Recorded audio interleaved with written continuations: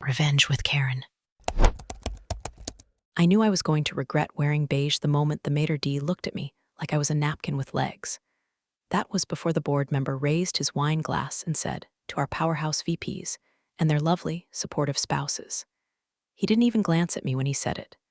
Just slapped Eric on the back and moved on, as if I was some decorative fern with cleavage. Eric, my charming VP husband, grinned like he'd just been knighted by the Pope, leaned in and whispered, just smile. These events aren't for analysts. Right, because my job title may have said Senior Data Strategist, but to this crowd, I was Mrs. Eric Hamilton, who, bless her heart, probably did spreadsheets when she wasn't alphabetizing the pantry or ironing golf shirts. I reached for my glass. Chardonnay, lukewarm, figures. There was something about the fluorescent polish on the boardroom wives' acrylics, the botoxed sincerity in their smiles. Their handbags cost more than my car's down payment. I'd learned to coast through these dinners like a ghost. I played the part. Flattering dress, polite laugh, eyes twinkling with manufactured admiration. But tonight, it stuck in my throat, like something sour that had started to rot months ago. Before I go any further, if you're listening to this and somehow relate, or if you've ever had your ideas stolen and your name left off the damn credits, hit that subscribe button. Throw us a like. It helps this team tell more stories that shouldn't be buried under a pile of corporate gloss and fake applause. Anyway, back to the masquerade. This was the third time in a year I'd sat through one of these ego buffets. It always played out the same way. Jokes that smelled like cigars and aftershave, champagne toasts for deals I secretly knew were built on data models I wrote, and Eric introducing me to people as his better half, an Excel genius. They'd chuckle, I'd smile. We'd all move on, pretending that wasn't a throat punch disguised as a compliment. What they didn't know, what Eric definitely didn't know, was that my badge might say Analyst, but I'd been looped into something far messier, far higher up the food chain. But I'm getting ahead of myself. See, Eric and I met at this very company. I'd been there 4 years when he joined. Back then, he was sweet, earnest, type to ask about my pivot tables and actually listen to the answer. We'd talk over takeout in the shared break room. He brought me coffee when I was pulling end-of-quarter reports. He laughed at my stats jokes. Then he got promoted, and everything changed. Suddenly, I was too serious. My work ethic was admirable, but maybe not inspiring. When he spoke in meetings, quoting trend lines and regression deltas, I could see my slides flickering behind his eyes. Didn't even bother to reword them. I let it go, at first, because if I said anything, I'd be making it awkward. If I pushed back, I'd be emotional. If I asked for credit, I'd be one of those women. So I became quiet, not because I had nothing to say, but because silence let me watch, track patterns, document everything. I noticed who forwarded emails without reading them, who snuck budget reclassifications in at 11:57 p.m., who had access to which folders and who shouldn't. Meanwhile, Eric rose through the ranks like yeast in a warm kitchen, always puffed up, always bragging about his team's wins, which were, ironically, mostly me. At home, he'd get twitchy whenever I logged in after hours. You don't have to keep proving yourself, he'd say. Let the VPs handle the big stuff. That was his favorite bedtime story, that I was safe, small, and satisfied in my corner, that I didn't want more. For a while, I let him believe it, because every marriage needs a little fiction, right? But fiction starts to rot when it bumps into reality. And the reality was, I'd been invited, privately, to work directly with the CEO. No fanfare, no announcement, just a quiet message on Signal one night after I'd flagged a sequence of expense reports that didn't add up. The CEO had replied within 5 minutes. He asked for a meeting, asked if I'd lead something off the books, something called Project Backbone, which meant tonight, at this dinner, I was sitting at a table full of ticking time bombs, and they didn't even know it. It was the Monday after the dinner when the cork finally popped. I was in the 9:30 sync call, one of those soul-sucking video marathons where everyone pretends to be aligned while secretly playing Minesweeper on their second monitor. My camera was on, hair tied back, a worn cardigan I kept slung over the back of my chair. I had 3 hours of sleep, a reheated egg sandwich on my desk, and an Excel sheet open with more color-coded tabs than a second-grade art project. The topic was forecasting Q3 revenue variances.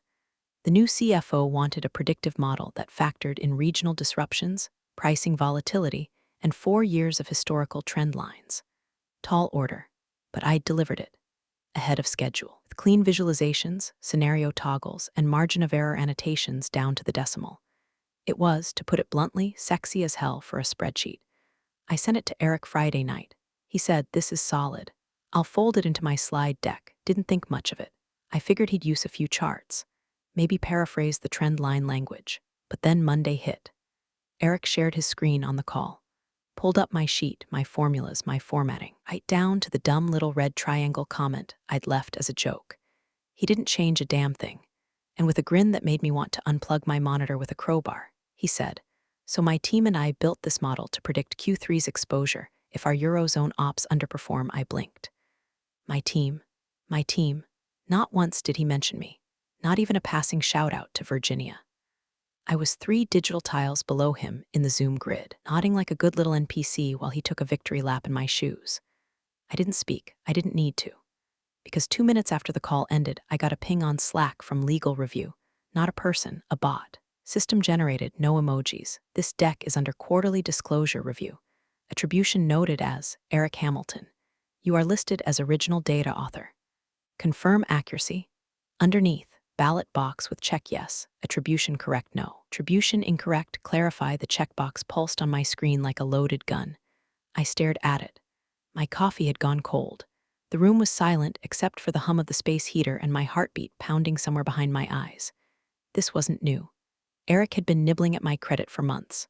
First, it was a sentence, then a slide, then entire reports spoken through his mouth like ventriloquism with a Harvard MBA. But this was legal. Once this review went into the books, it had become part of the internal record, part of the investor packet. It would be his breakthrough, his model, his success. I clicked no and typed, model authored and developed independently by Virginia Hamilton, delivered to Eric Hamilton for presentation use only, original files and audit trail available on request. And just like that, I crossed the line. Not the one between husband and wife. That line had been blurry for a while. No, I crossed the one between observer and actor, between smile and take it and don't mistake silence for consent. 10 minutes later, I got a message from Natalie in compliance. She didn't use the bot, she used her actual account. "Hey, just saw your note. Want to walk me through it?" Quietly, I said sure. We jumped on a call. I explained everything, calm, clinical. I even screen shared my file history with version tracking. Timestamps spoke louder than I ever could. Natalie didn't say much. She just said, "Good to know," and signed off. I figured that would be the end of it. Maybe someone would put an asterisk in the record. Maybe Eric would get a polite wrist slap. Maybe nothing would happen at all. But then, that evening, after dinner, while Eric was watching some idiot rich people show on Netflix with his feet on the coffee table, I got another ping. Private signal message. Username, CE office, would you be available for a confidential conversation tomorrow? I stared at it. No emojis, no signature, just a dot. I typed back, available 10:30 a.m. Virtual or in person? He replied, in person, my office. Use East elevator. I locked my phone, heart racing. Eric turned to me and said, "You good?" I smiled. "Yeah, just work stuff." He grinned like a man who'd won a trophy he didn't polish. And I thought, should really stop assuming I'm yours to display. The CEO's office didn't look like power. It looked like someone's uncle died and left behind a mahogany coffin with windows. The carpet was the color of wet cardboard. The fake plant in the corner had dust so thick it could have qualified for benefits. There was an award on the shelf that just said Midwest Tech Excellence 2013, and no one ever asked what happened in 2014. But the man behind the desk was power. Old school, not flashy, spoke in full sentences. Read people better than he read earnings reports, and he could recite those backwards while flossing. When I stepped in, he didn't greet me. Just waved a hand toward the chair. "You've been busy," he said. I blinked. "Sir?" He turned his monitor toward me, my model, the one Eric presented. Highlighted, dissected, with version history pulled from the back end of our system. He tapped the screen with a pen. "Didn't flag it for credit in Q1 or Q2, but Q3, you drew the line." I nodded slowly. There's a point where letting it go becomes enabling it. He looked at me for a long time, that kind of slow stare that slices more than it sees. "Virginia," he said, "I've got a problem." My heart thudded. I sat back in the chair. "How big?" "Top to bottom." I waited. He spun the monitor back toward himself, pulled up a dashboard I'd never seen before. Rows and rows of red tags. Transactions, departmental budgets, timeline overlays. The kind of data we weren't supposed to have, let alone audit without 5 committees and a blood sacrifice. Compliance flagged irregulars across ops, finance, and 2 international vendors, he said. I asked the VPs, got fluff and excuses. Who's touching the books, I asked. His eyes locked on mine. That's what I want you to find out. I felt my stomach lurch. Saying you want me to, yes, quietly, under NDA. He opened a drawer and slid a single folder across the desk. It wasn't thick, but it was dense. Labeled only Project Backbone. Nothing in email, he said, all communication through this. He held up a second phone, black-cased, clean, government-issued vibes. Signal only. I'll be your only point of contact. I stared at the folder. Why me? He sat back and crossed his arms. Because you see everything. Don't chase clout. You don't play politics. You speak fluent data and shut up when it counts. That's rare, I swallowed. What about Eric? He raised an eyebrow. You tell me. I didn't answer. He leaned forward. This audit is going to trigger changes. Deep ones, restructures, departures, legal exposure. I don't trust anyone in the VP tier to not leak or interfere. But I do trust you to build a map before we drop the bomb. And if they find out, won't? Not if you move smart. I sat still, staring at the folder like it might hiss if I touched it. I wasn't stupid. This wasn't just about bad invoices or fuzzy math. This was about the soul rot that seeps into a company when people at the top forget they can be caught. I'll need access, I said. You'll have it. I'll need admin override on VPN routing logs, data warehouse scrapes, invoice line items, it's all in there. Pre-cleared. I took a breath. What happens when I hand you the list?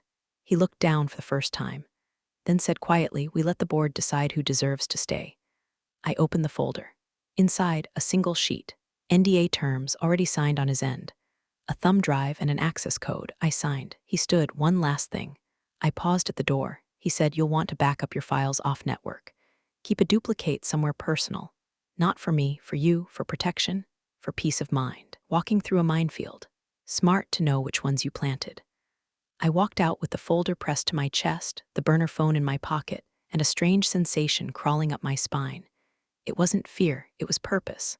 I wasn't just an analyst anymore. I was the firewall, the blueprint, the quiet weapon in a war none of them knew had already started. And if Eric ever found out, he'd wish I'd stayed in beige. You learn a lot in silence, how long someone hesitates before lying. What kind of laugh means they're hiding something. How footsteps shift when a man thinks no one's listening.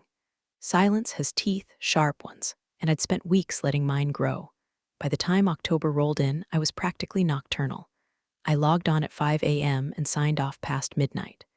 I started drinking coffee black, not because I liked it, but because it made me feel like less of a ghost. Eric noticed, but not for the reasons that mattered. You should slow down, he said one night, brushing his teeth while scrolling on his phone. You look tired. I was, but not from work, from pretending. Big project, I said. He spit, rinsed, and said the sentence that nearly made me drop the mug in my hand. Well, if you want me to take a look before your next deck, happy to clean it up for you. Clean it up. He was some kind of creative director, and I was coloring inside his lines. I smiled. I'll let you know. He went to bed. I went back to my screen and uploaded another audit packet to the CEO's secure drive. File name, vendor overage RMQ2. Inside, 4 forged invoices, 2 buried approval chains, and a payment batch rerouted through a shell corp registered to a VP's wife. I labeled everything with the cold precision of a mortician. No commentary, just timestamps, dollar amounts, metadata trails. I didn't need drama, I needed receipts. By the 3rd week, the CEO stopped asking questions. He just sent 2-word messages. Got it, keep going, name confirmed. My office turned into a bunker. I swapped my Bluetooth keyboard for a wired one, covered my webcam, pulled my personal hard drive from a locked drawer every night, and backed up every single discovery. Twice, Eric thought I was working on a year-end report. Can't believe they're squeezing you like this, he said while handing me takeout. You should tell your manager. I looked at him over the edge of my laptop. I did. He had no idea my manager was now the man deciding if Eric's badge still had value by Q4. But still, I played the part. I laughed when I needed to, cooked on Sundays, sat next to him on the couch while he skimmed LinkedIn posts by thought leaders and motivational quotes in bold font over sunset backgrounds. Then came the moment. Friday, 6:14 p.m. I'd stayed late to run invoice flagging scripts against procurement data from 2021. My headphones were on, but not connected. just dangling there like stage props. That's when I heard Eric's voice in the corridor outside my office. Look, not saying we fake anything. I'm saying we delay reporting until post-review. The auditors aren't due for another month. That buys us time to scrub the discrepancies. Another voice, male, cocky, definitely Brent, the VP of Ops. We cut the noise, reclassify the vendor billing as a tech upgrade, and boom, clean books. Worst case, we call it a categorization issue. Compliance won't dig unless they're told to. Eric laughed. Exactly. And who's gonna tell them? Virginia. She's drowning in year-end junk. Girl hasn't looked up in a week. My blood went ice cold. I pulled out my phone. Hit record. 5 minutes. That's all I needed. The entire roadmap to falsification laid out casually, like they were planning a birthday brunch. The timing, the reclassification trick, even a backup plan if I got suspicious. They mentioned me like I was a blindfolded intern filing paperwork in a broom closet. I labeled the audio Eric Brent obstruction plan M4A and uploaded it to my offline archive and the CEO's encrypted folder. Then I sat back and stared at the screen for a long time. I wasn't angry, not yet. Anger was hot, loud, short-lived. This was deeper. A low thrum behind the ribs, a calm, clear pulse of resolve. They'd been dancing on quicksand for months. They just hadn't realized someone had already drained the water. From that point on, I started writing names in a little black notebook I kept inside my purse. Not digital, old school, ink and paper. The kind you can't track or hack or accidentally share with Slack. Every name had a note. M. Alvarez rerouted payments. C. Lynn HR falsification cover, Brent and Eric suppression attempt, recorded. By the end of the month, I had 50 names. 15 people who thought the firewall didn't reach their floor. 15 people who forgot analysts don't miss things. They watch. Quietly. Precisely. Like surgeons prepping for a very long, very clean cut. And I was almost ready to operate. The ballroom at the Elgin Hotel was dressed like it was trying two hard, white tablecloths ironed flatter than most marriages. Ice sculptures already melting under uplights that turned everyone's face a charming shade of jaundice. A jazz quartet in the corner playing watered-down Sinatra covers like they'd been paid to suppress emotion. The company's annual leadership and legacy dinner wasn't about leadership or legacy. It was about power. Who had it? Who pretended they didn't want it? And who brought the most expensive date? I walked in on Eric's arm, wearing a dress I picked not for him, but for the way it looked when I stood up slowly. High neckline. Slit at the thigh. Slate gray, color of a storm that doesn't ask permission. Eric looked sharp, I'll give him that. Navy suit, confident smirk, already making rounds with VPs like a political candidate without a platform. He introduced me twice as the woman who keeps my calendar sane. Both times I laughed politely. I was seated beside him at table 3, flanked by the CEO to my left and directly across from Richard Barron, board member, legacy investor, owner of the most punchable smile this side of a yacht club. Dinner was salmon or steak. I chose neither and pushed potatoes around while sipping from a wine glass I'd been refilling before the waitstaff could offer. I wasn't drunk. I was premeditated. The room buzzed with casual narcissism. Brent was at a nearby table, trying to impress someone's wife with funny stories about procurement disasters.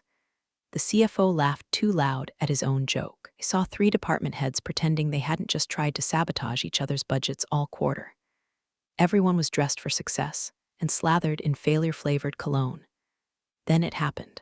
Just as the dessert cart started rolling out, triple chocolate torte for the men, fruit plates for the women, no one questioned it. Barron leaned forward, fork still in hand, and said it. The line. The moment that broke the evening in half. So tell me, Virginia, he said, grinning over his creme brulee like a man who confused charm with condescension. How does it feel your husband's an exec while you're just an analyst? Eric chuckled beside me. Not loudly, just enough. I set my wine glass down gently, aligned it with the edge of the charger plate, turned to the CEO beside me, who had frozen mid-sip. Then I said, sweetly, should you tell him, or should I? The sound of forks pausing on porcelain is a very specific sound, like breath held inside a casket. Eric looked at me, then the CEO, then back at me. Barron frowned. Tell me what? The CEO cleared his throat. He glanced around at the table at the staff who'd suddenly found excuses to linger nearby, at the legal director 3 seats down who now looked like he'd swallowed his spoon. Then, carefully, calmly, he said, Virginia is the lead architect of our internal compliance restructure. A pause. He's been working directly with me for the past 4 months. Eric blinked. Wait, what? The CEO didn't look at him. He looked only at Baron. His voice was smooth steel. She was brought in under a sealed NDA at my request. All audit trail mapping, data forensics, and breach analysis passed through her hands. I picked up my wine again, swirled it. Baron squinted. That can't be right. I raised an eyebrow, an analyst. Yes. Took a slow sip. But I'm also the reason Brent didn't get his Q2 bonus. The reason the discretionary spending cap dropped by 40% in ops. And the reason legal has 8 sealed reports they're about to walk into Monday's board review with. Eric looked like someone had unplugged him from reality. Why didn't you? Why would? He stammered. I didn't answer. Because this moment wasn't for him. Baron leaned back, his confidence cracking like overbaked crust. You're saying you've been investigating us? I smiled, but it didn't reach my eyes. No, Richard, I've just been recording what was already there. The CEO finally leaned in, speaking low enough that only our table could hear. She has the names, the numbers, the audio. And just like that, the air in the room changed. The kind of shift animals feel seconds before a tornado hits. People were still laughing at other tables, toasting promotions, networking with smiles stretched like cheap wallpaper. But here, at table 3, the storm had landed, and I was the lightning. The sound of the CEO's fork hitting his plate didn't just break the silence. It defined it, a hard, metallic clink that sliced clean through the remaining illusions like a guillotine. Fork, plate, silence. That was the sequence. That was the moment the dinner stopped being a dinner and started becoming something else entirely. Eric's laugh died in his throat. His head snapped toward me, but he looked past me like I was a cardboard cutout someone had moved in front of the real explanation. What? He said. His voice cracked slightly, just enough to betray the fear tap dancing behind his eyes. The CEO didn't turn to him. He just adjusted his cuff, then said it again. Clear, unapologetic. Virginia is the lead architect of our compliance restructure. He paused. Let the weight settle. She reports directly to me. As for months, the table went dead. The woman beside Baron tilted her head like she'd misheard. Brent, at the next table, had stopped mid-toast, his arm hanging in the air like a frozen hologram. The jazz band, oblivious, slid into a hollow version of Fly Me to the Moon, and I had to bite my tongue not to laugh at the irony. Eric blinked, then again, like he could clear this from his vision by resetting his brain. Wait, hang on. What are you talking about? His tone shifted from disbelief to control mode. VP Eric, engaging damage control protocol #1, deny, delay, distract. You've been working with the CEO? He looked at me like I'd betrayed him by breathing. I thought you were swamped with quarterly projections, he added, his voice rising. You said it was year-end crunch. I took a sip of my wine. It was. But you've been part of this. His voice cracked again. Why wouldn't you tell me? That part actually made me pause. Not because I owed him an answer, but because he genuinely didn't understand. He didn't get it. You don't tell the fox where the henhouse cameras are, I said, voice low. A few gasps. A few choked laughs stifled with coughs. Baron glared at the CEO. Is this a joke? The CEO straightened. No. He tapped the edge of his glass once, and the maitre d' moved like a shadow to the back of the room. Quiet. Efficient. Prepared. Authorized a top-down audit, the CEO said, louder now, addressing more than just the table. Due to irregularities across multiple departments. He turned slightly so his voice would carry. The findings will be reviewed by the board on Monday. Tonight, certain parties will be briefed. The rest will be contacted formally. I felt it ripple out, like a slow-motion panic wave no one wanted to show. Glasses clinked. Napkins were folded too fast. Phones suddenly buzzed on silent under the tablecloths. Eric leaned in close, voice a hiss. You blindsided me. I leaned back, unfazed. You never saw me coming. That's different. His face darkened.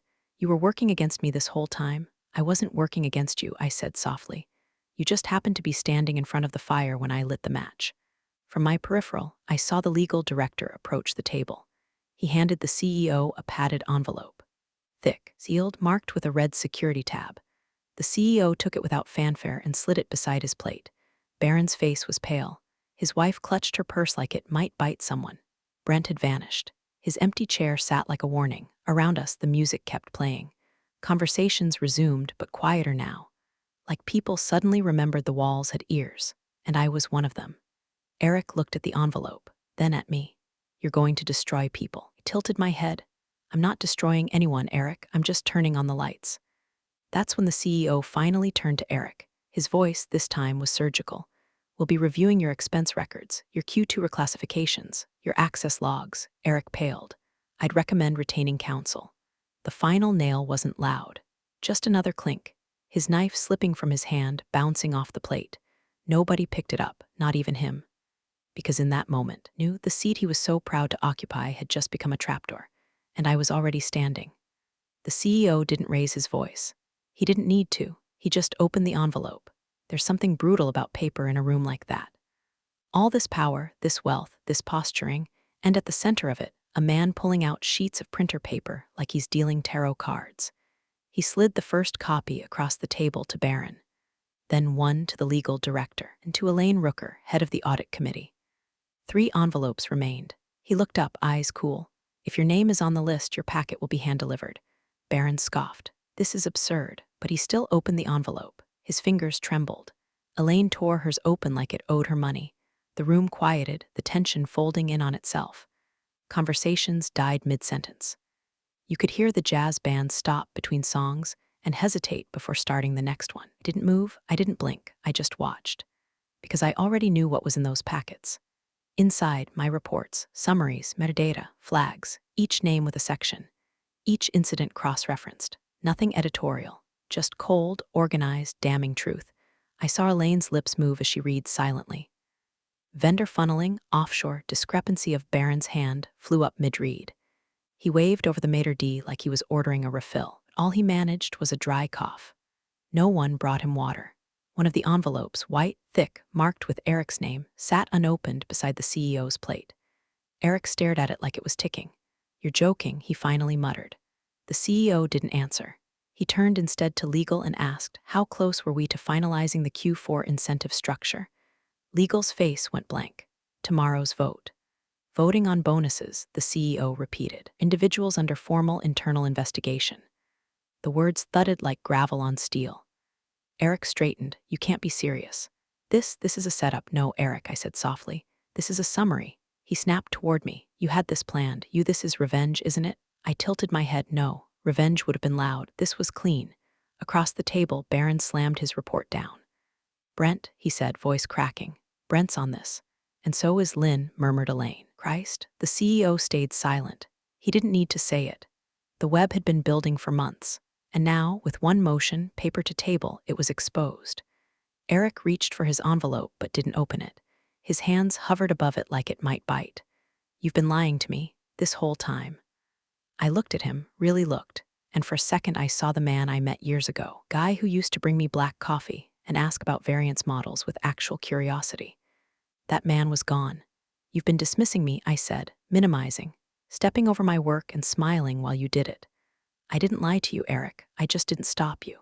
The CEO stood, not abruptly, just with the gravity of someone whose authority didn't need volume.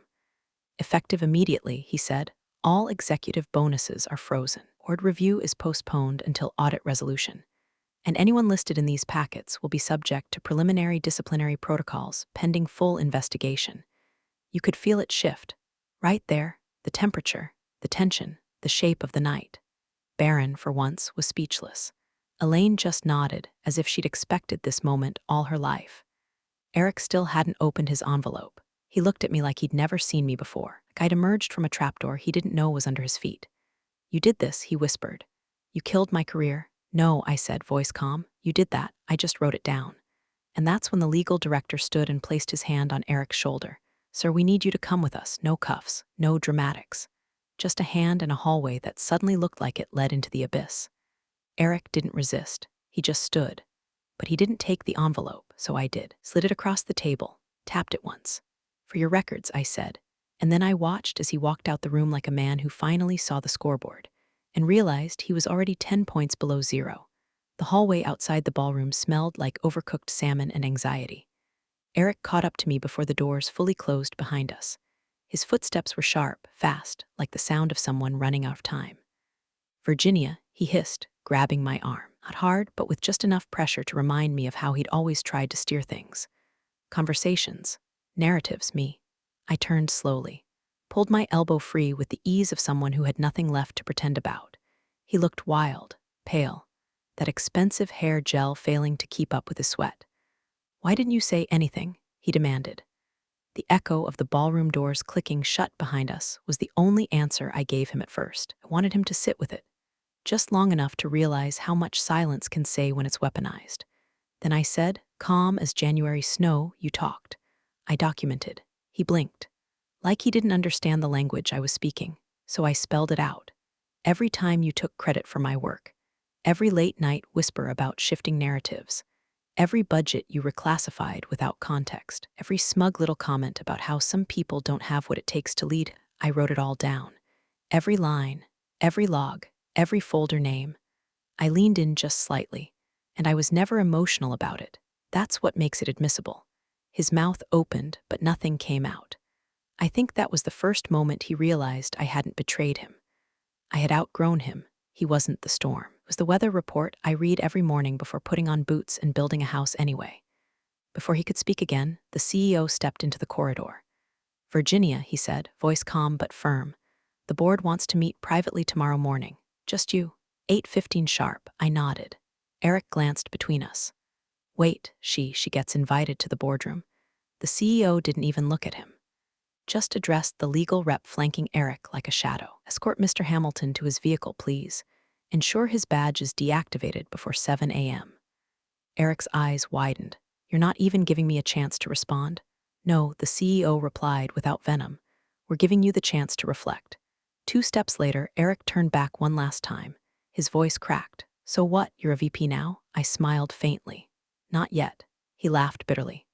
This all because I didn't credit your stupid spreadsheet. It almost got a rise out of me. Almost. But instead, I looked at him and said, this is because you built your whole damn career on other people's work. And you thought no one was keeping receipts.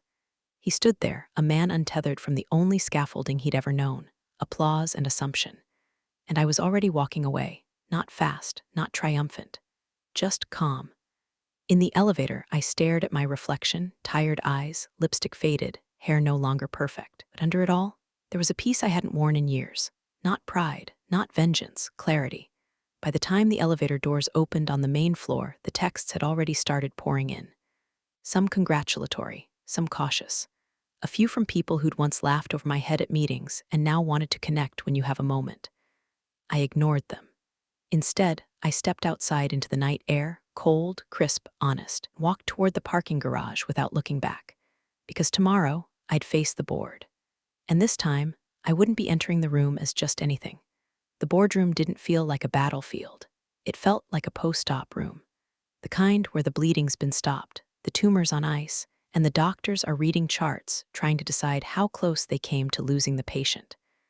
I sat at the end of the long oak table, the chair they'd pulled in last minute still warm from whoever had used it before. No nameplate, no coffee, just me, a notepad, and the weight of everyone's attention. Across from me sat Elaine Rooker, head of Audit, who now looked at me like she was seeing my face, not just my role. Beside her, Barron thumbed through the sealed reports like they were confessions he wasn't ready to read aloud. The CEO leaned back, arms folded, letting the silence stretch thin enough to break. Then it came. Elaine cleared her throat, adjusted her glasses, and read from a page that shook just slightly in her hand. Upon review of the submitted findings, Project Backbone, Phases 1 through 3, the board acknowledges receipt of over 70 verified data flags, 26 breach indicators, and 13 instances of departmental obstruction. We accept the restructuring recommendations in full. A pause, effective immediately. No applause, just breathe, released all at once.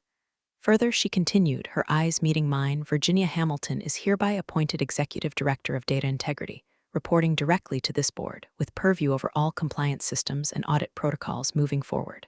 A few nods. One quiet, surprised, well damn from legal.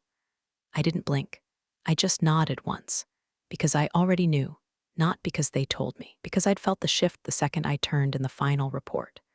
The moment you stop whispering, and people start leaning in to listen, you know the tide's changed. Mr. Hamilton, she added, glancing at her second sheet, has been placed on administrative leave pending formal investigation. His access has been revoked. Legal proceedings will follow pending review of materials and interviews. Barron let out a sigh, a defeated one. Elaine folded her papers. CEO met my eyes and gave the slightest nod. It was done. By the time I returned to the ballroom, the tables were mostly cleared. The jazz band had packed up. Waitstaff hovered with trays of abandoned glassware and half-eaten desserts. The glitter of the night had dulled to cleanup, but table 3 was still there, and so was Richard Barron. He saw me approach and, almost like a reflex, rose to his feet, not dramatically, just respectfully. Someone standing when a judge walks in. I didn't stop him. I didn't tell him to sit. I pulled my chair out slowly, the same one I'd sat in when he reduced me to a punchline, and I reached for my wine glass, still half full, still right where I'd left it. I lifted it lightly. To clarity, I said, and clinked it against the rim of his untouched goblet. He didn't smile. He just nodded, because now he understood what they all had missed. I wasn't just the analyst. I was the firewall, the silent audit, the system check they never knew was running.